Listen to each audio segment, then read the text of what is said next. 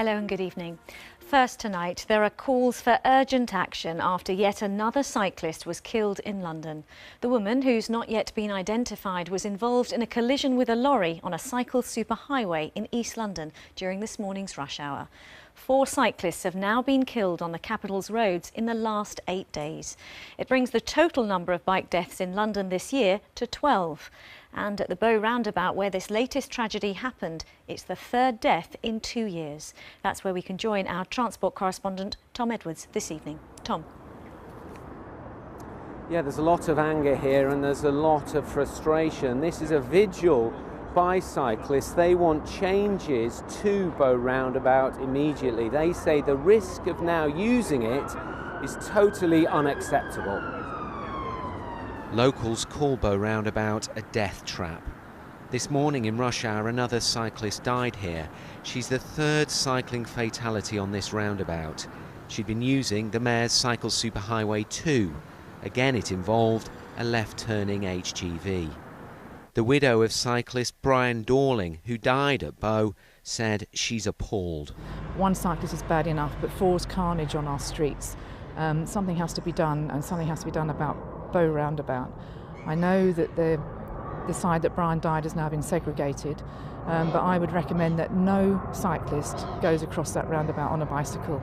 This is the segregated section of Cycle Superhighway 2, and it was opened just last week by the Mayor, and it encourages cyclists to use this very busy roundabout. If you look on the railings just here, you'll see flowers have been left to a cyclist who died also on this roundabout 2 years ago. The latest fatality took place on this slip road, again involving a left-turning HGV.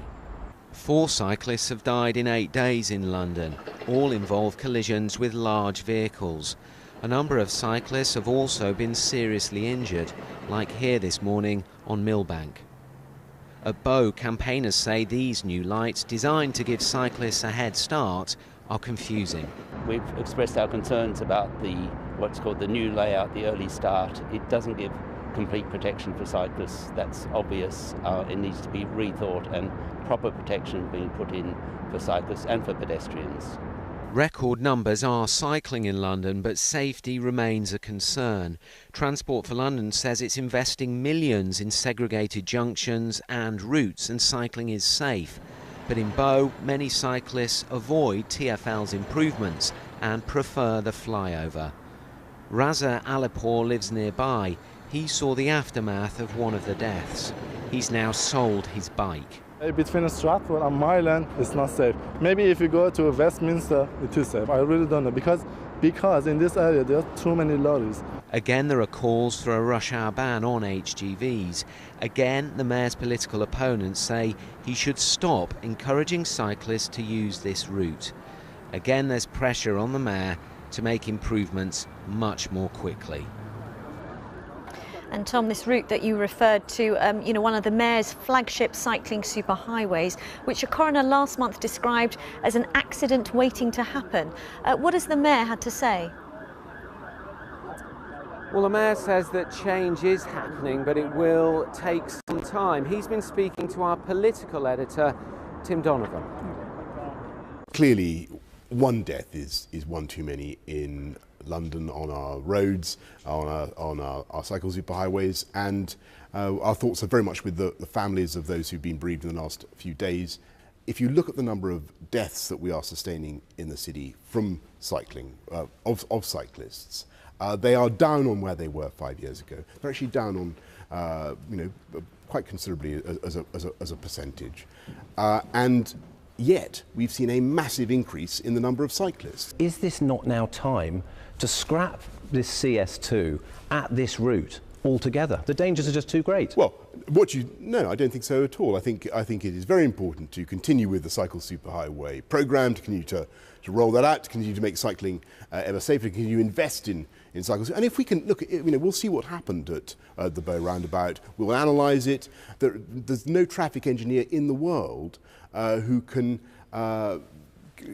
accommodate every eventuality. But isn't the evidence just like sort of, mounting up now? It shows that it was a folly to introduce this highway at this roundabout in the first place. Well, again, I think we need to look at what has happened before we draw that conclusion. You have cut corners on safety. You went ahead too quickly with these routes. I think on the you went to, they were too cheap. No, I think you could argue, if you look at what's happened, that our interventions to make cycling safer are steadily working. Are you going to get rid of this cycle superhighway or divert it away from this roundabout? No, we're not going to get rid of CS2, but obviously what we are doing, and what has been long part of the cycling vision, is we are going to have a load of quiet ways as well. Would you accept these last few days as, there a crisis emerging here? Every death in London streets is one too many. I am very, very proud of our record on cycling, and we're determined to make the investments in London's roads that will make it ever safer. Now let's speak to the cycling blogger and campaigner Mark Ames. Mark, what do you make of what's happened over the last week? 4 deaths in 8 days. It's been absolute carnage on London's roads, but this is not a unique problem. In fact, 80 cyclists have died since Boris came to power, most of them under the wheels of heavy goods vehicles. We know what the problems are with lorries, we know what the problems are with specific killer junctions, and nothing's being done. What is the answer then? We need proper space for cycling on main roads, we need separated Dutch-style cycle lanes, and we need Boris and his cycling commissioner and Transport for London to really get on with it. To be fair, the Commissioner and the Mayor says they are investing in that kind of infrastructure. Is it the pace of change that's the issue? Absolutely. 4 people have died in London this week. Many more have been seriously injured. The change just isn't coming fast enough. That's why people like the London Cycling Campaign, like me, like all these hundreds of people are here and they're protesting. People are really, really angry. Okay. As you heard there, a lot of anger here, but from Bow, the vigil starts now. Back to you, Britt. Tom, from Bow, thank you. Our transport correspondent, Tom Edwards. Now, we heard earlier about concerns over cycling safety in the capital. Well, today it's been revealed that 1 person a day has been killed or seriously injured in incidents involving London buses in the past 5 years. Now, the Conservatives on the London Assembly want Transport for London to publish detailed information on the worst performing bus routes and accident hotspots.